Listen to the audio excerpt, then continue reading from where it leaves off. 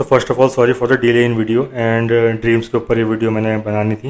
And 3 लोगों के मेरे पास स्टोरी में मैसेज आए थे कि ड्रीम्स आती हैं, है ना। एंड तीनों के मैंने लगन चार्ट मंगाए थे एंड मैंने अलाइनमेंट्स नोटिस किए थे, है ना। And they were exactly the same alignments and मैंने पहले भी डिस्कस कर रखा है। एंड देखो 3 तरीके की ड्रीम्स होती हैं, मैं तीनों डिस्कस करूँगा। एंड तीनों में डिफरेंट डिफरेंट अलाइनमेंट्स थे, ये भी फैक्ट बात है ना। वन वॉज लाइक कि ठीक है कि मेरे को बहुत कुछ दिमाग में चलता रहता है ना। एंड थॉट्स आते हैं एंड राइटिंग के बारे में मैं सोचता हूँ बहुत कुछ, लेकिन सुबह उठ के मैं भूल जाता हूँ, है ना। एंड द फैक्ट थी, लोग सोचते हैं कि moon is responsible for dreams, ऐसा नहीं है। मरकरी और intelligence is responsible for dreams, है ना। एंड सी ओरिजिनल ड्रीम का हाउस कौन सा होता है? 12th हाउस, ठीक है। एंड 12th हाउस में अगर मरकरी बैठा है, ओरिजिनली जो है 12th हाउस स्पाइसेस रूल करता है and mercury is debilitated there, है ना। एंड जिनको ये राइटिंग की सोचता हूँ मैं, ये सब लिखना है मेरे को, दिस एंड डैट, ये सब ड्रीम्स आते हैं, उनका तो था। आपको खुद को पता है, देख लेना। 12th हाउस में मून एंड मरकरी था, है ना। देन जो दूसरे 2 चार्ट्स थे, देखो ड्रीम्स 3 तरीके की होती हैं। एंड सी एक तो होती है ग्रॉस बॉडी, एक होती है सटल बॉडी, एक होती है एस्ट्रल बॉडी, ठीक है। एंड एस्ट्रल बॉडी में हम ड्रीम करते हैं, है ना। हम अवेयर होते हैं चीज़ों के बारे में। एंड समझ रहे हो, अगर आप उस पर थोड़ा काम करोगे तो यू कैन बी अवेयर कि आप क्या देख रहे हैं एंड क्या सोच रहे हैं, है ना। And the fact is, second factor जो है वो है राहु, ठीक है। राहु इन 12th हाउस और Rahu in connection with the 12th house, ठीक है। अब अगर Rahu, see Rahu is illusion, Rahu makes you see things that don't exist, ठीक है। चाहे वो एलियंस हो, चाहे वो गॉडली फिगर हो, आप वो सब देख रहे हैं, है ना। राहु 12th हाउस में है, या राहु 12th हाउस से सन और मून को देख रहा है अपने 5th और 9th एक्सपेक्ट से, ये सेकंड फैक्टर हो गया, है ना। एंड ये नॉर्मल ड्रीम्स हैं, ये फिर भी नॉर्मल ड्रीम्स हैं। एंड ठीक है, सेकंड चार्ट में आप कहोगे ये अलाइनमेंट नहीं था, लेकिन आप देखना, ठीक है। आपका राहु 5th एक्सपेक्ट से 12th हाउस को देख रहा था एंड आपका मून 7th एक्सपेक्ट से 12th हाउस को देख रहा था। तो मून और राहु दोनों 12th हाउस को देख रहे थे, द हाउस ऑफ ड्रीम्स, ठीक है। तो ये है कि जो चीज़ें आप देख रहे हैं जो एग्जिस्ट नहीं करती, एंड चीज़ें आप मैक्सिमम कब देखेंगे? दशा और अंतर दशा में मून और राहु की, है ना।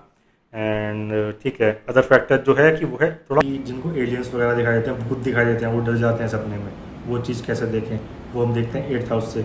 अगर 8th हाउस में राहु बैठा हो, थर्ड चार्ट में 8th हाउस में राहु बैठा हुआ था, ठीक है। एंड एक और चार्ट है, क्योंकि मैंने ये बहुत देखा है, इतने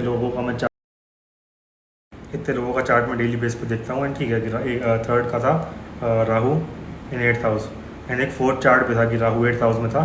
देन मून को देख रहा था राहु अपने 9th एक्सपेक्ट से, है ना। एंड अगर 9 तो ठीक है कि 8th हाउस में राहु है एंड मून को देख रहा था, वो ये हो गया। देन एक और अलाइनमेंट, जैसे कि अगर आपका राहु, मून और मार्स 8th हाउस में बैठा है, तो समझ रहे हो थोड़ी ज़्यादा घोस्टली ड्रीम्स आपको आ सकती हैं। ऐसी ऐसी चीज़ें आपको दिख सकती हैं अपने बारे में कि मेरे साथ ये हो रहा है, क्यों हो रहा है, अननोन टू फिगर आ जाता है।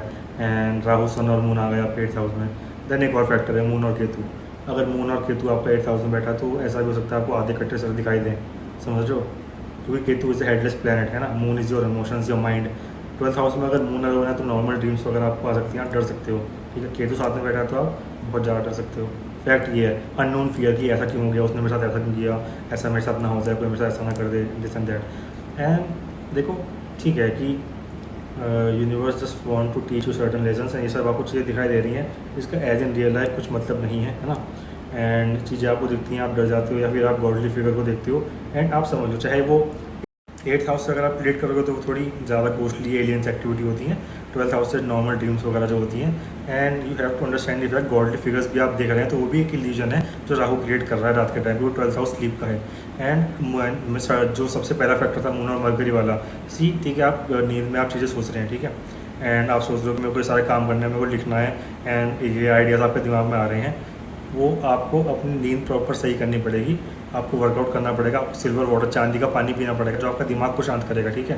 एंड 12th हाउस में अगर मरकरी है, तो ऑब्वियसली अगर आप तीरू नीलाकांतम थ्रोट चक्र एक्टिवेशन की मैंने वीडियो डाली थी, वो आप फॉलो करेंगे तो बेनिफिट होगा, है ना। एंड देन आप एक काम और करना, ये काम आप ये तीनों कर सकते हैं, ठीक है। तीनों के लिए अगर ये ड्रीम्स वगैरह आ रही हैं, दशा और अंतर दशा में ही आएंगी। आप ये भी देख लेना, पर्टिकुलर जो मैंने प्लैनेट्स बताए हैं, उनकी दशा या अंतर दशा में ही आपको ये चीज़ें ज़्यादा फील आउट होंगी, है ना।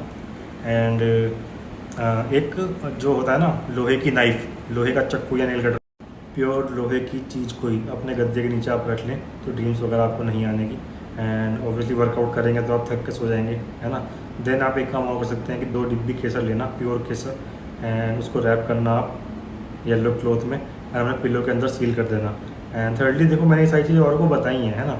एंड जिनका मैंने ये देखा है कि राहु और मून का कनेक्शन है 12th या 8th हाउस से, है ना, उनको ये चीज़ें दिखाई दे रही हैं। तो इट्स लाइक कि ठीक है, अगर अननोन फियर वगैरह क्रिएट हो रहे हैं तो मैं उनको क्या बोलता हूँ कि मैं कहा एक शीशा अपने पास रखूँ, एंड ऐसा कभी आपको फील हो दिन में चाहे रात में, शीशे में देखो और उसको वहीं फोड़ दो दिन के टाइम, क्योंकि दिन में भी लोगों को अननोन फियर आते हैं। इसकी वजह से मैंने देखा है, बात होती है मेरी, उसमें देखो और फोड़ दो, राहु आपका शांत हो जाएगा। जब भी आपको ऐसा फील हो, मिरर में देखो, उसे वहीं फोड़ दो and then replace the mirror. And ये केसर आप अपने पिलो में सील कर दें। एंड देन जो सोने का डायरेक्शन होता है वो आप चेंज करके देखो अपना, ठीक है, क्योंकि वास्तु बहुत ज़्यादा मैटर करती है। एंड द फैक्ट वास्तु के बारे में प्रॉपर नॉलेज भी किसी को नहीं है, ठीक है। एंड देन लोग कहते हैं कि लाइक ठीक है 4 दिशा नहीं होती, 16 दिशा होती हैं वास्तु में, है ना। एंड उन सबको प्रॉपरली रीड करने वाला कोई पर्सन आपको नहीं मिलने का। एंड ठीक है, मैं हमेशा कहता हूँ कि ठीक है कि वास्तु हो गया आपका। एंड रेमेडीज़ में मैं ज़्यादा नहीं बिलीव करता। मैं जब ये कहता हूँ कि बस एक सोर्स एनर्जी में आप बिलीव करें एंड अपने मन के भगवान में उनको आप 10 मिनट अपने यूनिवर्स को दें, है ना। वो सबसे अच्छी रेमेडी है। जेमस्टोन्स वगैरह भी ठीक है हेल्थ बेस के लिए होते हैं। एंड ऐसा नहीं करते हैं कोई भी जेमस्टोन्स कि आपकी पैसे आपके पास बहुत आने लगेंगे, सब कुछ आपका ठीक हो जाएगा। एंड जो एक मास्टर पर्सन होगा उसको बुखार भी होता है ना, वो दवाई भी नहीं लेने का, ठीक है कोई बात नहीं, मेरे कर्मों की वजह से मेरे को ये सब हुआ एंड मैं ठीक हो जाऊँगा। Positive attitude and just believe in the source of energy, है ना। एंड वास्तु का फैक्टर ये है कि ठीक है, वास्तु में क्या होता है, छोटी छोटी चीज़ें। मैं अभी मेरे घर में मैं आपको बताऊँ, मेरे को जब फील होता है कि things are not going, negativity feel हो रही है, मैं रेमेडी से ज़्यादा मैं चीज़ें हिला के देखता हूँ।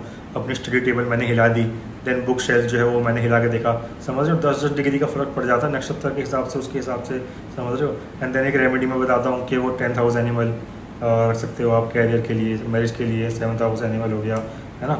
एंड ये चीज़ें बहुत इफेक्टिव होती हैं। एंड वास्तु के बारे में प्रॉपर नॉलेज बताने वाले बहुत कम लोग मिलेंगे आपको। वास्तु शिल्पा शास्त्र, है ना। एंड पुराने ज़माने में मैंने पहले भी डिस्कस कर रखा क्या होता था कि ठीक है कि किचन बाहर नहीं होना चाहिए। क्यों नहीं होना चाहिए? क्योंकि इसका रीज़न ये था कि घर की फीमेल्स किचन में काम करती हैं एंड बाहर से कोई आएगा तो उनको कोई देखे ना, है ना। एंड सर्टन मैंने डिस्कस भी कर रखा है वास्तु के ऊपर पहले भी, लेकिन I am not an vastu expert, ठीक है। मैं ये चीज़ नहीं बोल सकता, ठीक है, क्योंकि मैं नहीं हूँ। एंड तो थोड़ा बहुत अगर आप हिला के भी देखेंगे तो बहुत इफेक्ट पड़ता है। एंड सोने का डायरेक्शन में बताना भूल गया, सॉरी।